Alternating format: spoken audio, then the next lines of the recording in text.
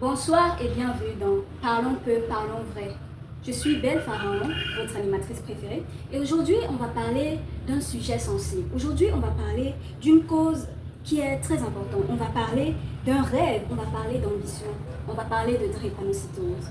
Aujourd'hui on va savoir comment est-ce que c'est de l'autre côté, du côté des drépanocytaires, comment se passe leur périple pour réaliser leurs rêves, comment est-ce que ça se passe, quelles difficultés se dressent sur leur chemin lorsqu'ils doivent entrer dans la vie active, dans le monde du travail.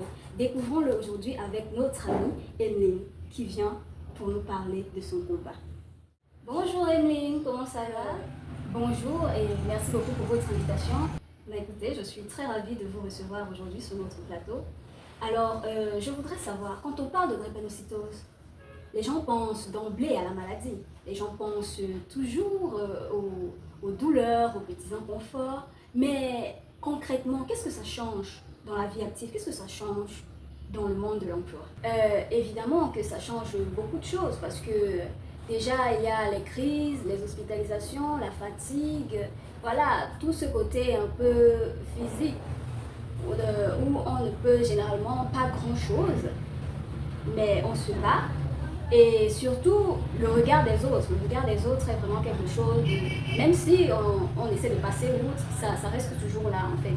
Et naturellement, il y a également, la plupart du temps, on considère souvent notre fragilité bien avant nos compétences.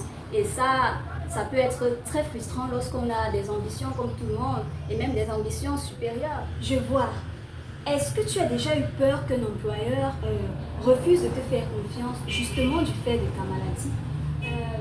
Oui, pas forcément directement, mais on sent parfois leur hésitation.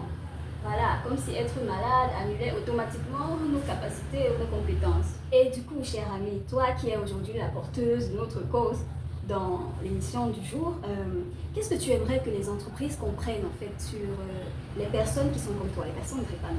Ce qu'ils devraient comprendre, c'est que, très simplement, on veut des opportunités. On veut être évalué sur nos compétences, notre potentiel et pas notre dossier médical. Voilà qui est bien dit.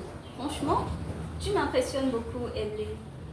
Malgré tout ça, est-ce que tu continues de rêver? Évidemment qu'on continue de rêver parce que si on abandonne nos rêves à cause de la maladie, alors elle a gagné pour de bon. On a besoin de quelque chose pour continuer à avancer. On a besoin de croire en cette chose qui fait en sorte qu'on s'accroche lorsque les crises sont les plus fortes et les plus puissantes. Si jamais on n'avait plus ce petit quelque chose à nous, je ne pense pas qu'il y aurait beaucoup de personnes qui s'en sortiraient. Donc oui, nous allons continuer jusqu'à ce qu'on ne soit plus de ce monde. Merci de nous avoir consacré du temps à nous et à nos téléspectateurs. Et franchement, je t'encourage encore à toujours continuer et à poursuivre dans tes ambitions.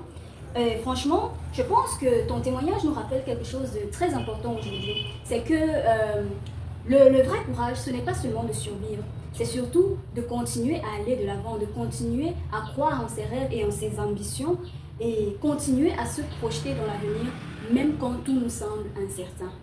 Merci beaucoup, Emeline. Merci beaucoup d'avoir répondu à notre appel encore une fois.